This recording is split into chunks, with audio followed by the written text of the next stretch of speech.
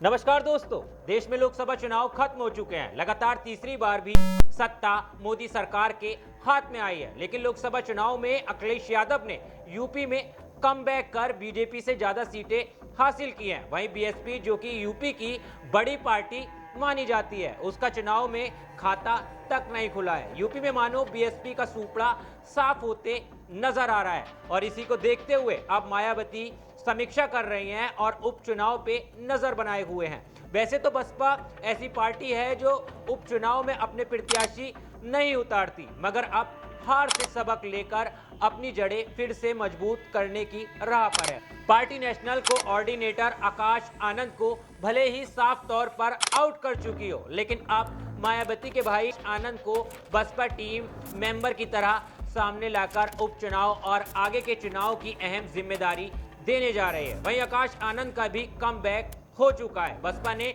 आगामी उत्तराखंड विधानसभा उपचुनाव के लिए अपने 13 स्टार प्रचारकों की सूची जारी की है। मंगलौर सीट पर हो रहे उपचुनाव में बसपा प्रमुख मायावती और उनके भतीजे आकाश आनंद चुनाव प्रचार करते नजर आएंगे। इसके अलावा पार्टी के अन्य नेता भी चुनाव प्रचार करेंगे। यानी उत्तराखंड उपचुनाव में मायावती ने भतीजे आकाश आनंद को स्टार प्रचारक बनाया है। उत्तर प्रदेश के लोकसभा चुनाव में बहुजन समाजवादी पार्टी कुछ खास कमाल नहीं दिखा सकी है। पार्टी यूपी में एक भी सीट नहीं जीत पाई।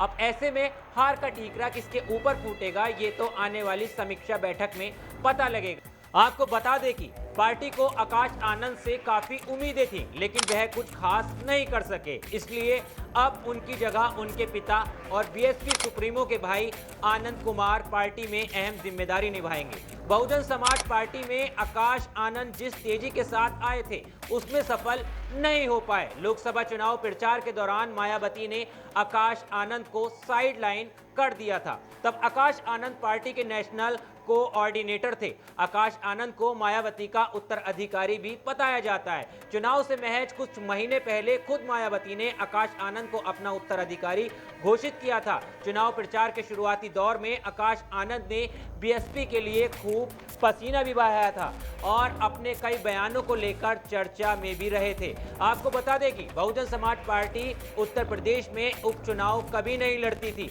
लेकिन चंद्रशेखर आजाद की पार्टी के उत्तर प्रदेश में जो उपचुनाव लड़ने की घोषणा करने के साथ ही पार्टी ने उपचुनाव को लेकर भी तैयारी शुरू कर दी है। बताया जा रहा है कि बसपा को चिंता है कि कहीं दलित वोट बैंक दूसरी तरफ न खिसक जाए। इस वजह से इस बार पार्टी उपचुनाव लड़ेगी। आंकड़ों को देखें तो लोकसभा चुनाव के दौरान एनडीए और इंडिया की लड़ाई में आजाद समाज पार्टी को छोड़कर अन्य सभी दल छोटे दल फिसड्डी साबित हुए। ज्यादातर अपनी जमानत भी नहीं बचा पाए।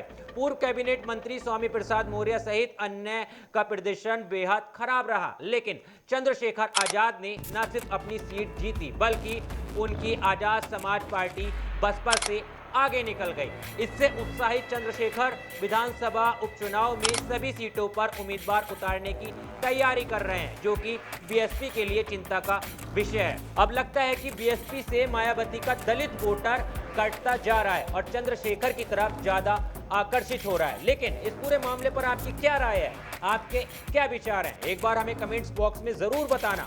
देश और दुनिया की तमाम खबरों के लिए हमारे चैनल को भी फॉलो कर लेना। मिलता हूं आपसे किसी और वीडियो में। जय हिंद।